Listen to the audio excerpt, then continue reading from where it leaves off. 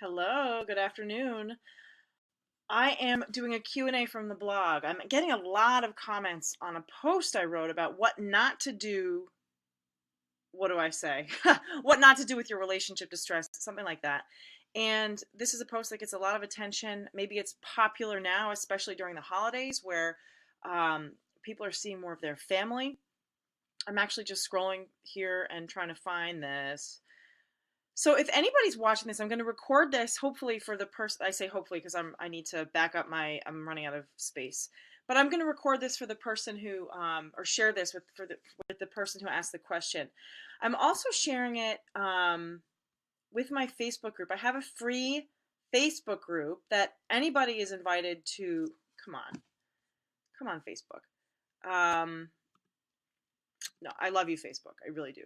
I'm just having some issues right now. But I have a free Facebook group that I would love to invite you to join where I'm just, being honest here and I'm having some things are working a little bit slower. Okay, just moving along. Free Facebook group called Thriving in Business and Love. Join us. I'm sharing this video over there and I would love to have anybody join me. If you find anything I say ever helpful, you can connect with a lot of other people. It's really for people who are, um, you know, entrepreneurs or wantrepreneurs who are also really keen on having a solid relationship. Um, so again, it's called Thriving in Business and Love. And I'm just going to put this up here now.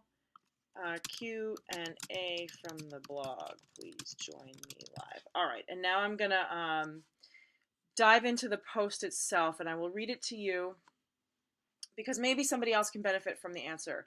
Here's the deal. Hello, my husband and I got married 8 months ago.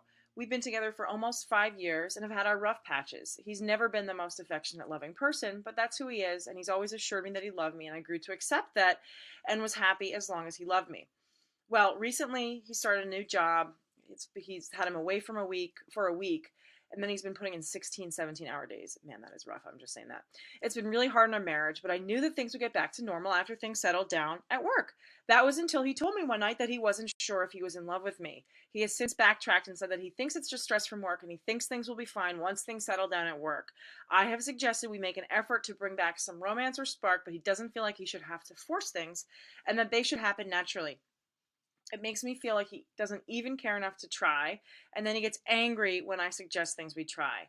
I'm ready to give up and just wait it out, and if things don't get better and he still won't even try to make things work, then I'm leaving. My best friend knows that I'm not happy and is one of those people who tells me every detail of her fights with her significant other, and so she expects me to do the same. I've never believed in airing dirty laundry if you're still hoping for things to work out. But I feel like she gets mad at me when I don't tell her details or she asks questions and I shut down. I don't know how to tell her that I don't want to discuss it. She is the type of person who will get offended and mad at me. Any help will be appreciated because I am lonely and want to talk to her, just not about this, and I don't know how to tell her that. Thank you.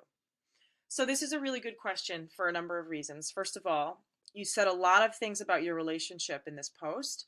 Um, and obviously, you have a lot to say about that. So, I just want to start with that because it sounds like she obviously is kind of like been. I'm not going to answer your original question at first. I will get there, I promise, because I think it's a really good one. Um, but the first part of your question is a lot about your relationship, which sounds like it's in a little bit of a rough place. And she's obviously been invited into that space a little bit with you. You're just bubbling over with this situation, and understandably, who wouldn't be? This is a very difficult situation that you're in. I am just going to go over here. It's a very difficult situation that you're in. So I, applaud you for asking it, but let's talk about your relationship stuff first and foremost. I really encourage you to find somebody to talk to about it. That's not a friend, that's not your family. Get a personal counselor or therapist or somebody that you feel you can trust, whether it's somebody if you go to a place of worship or something. Find somebody outside of the relationship to talk to about this because it's not going anywhere. And I think that what's happening in the relationship, waiting it out and kind of being passive about this sort of thing, is, and I listen, I'm not saying you shouldn't wait it out. I'm not saying, I'm certainly not saying you should leave, but I do think that this is a problem. This is a problem that needs attention. That's why you're bubbling over with it. And so, um, talking to somebody that you can trust about this, it sounds like might be what's in order. Um, so that there's no part of you that might be tempted to kind of like indulge in that with this person who is just really eager to talk to you about all the things that are going wrong in your life. This is your friend now, okay?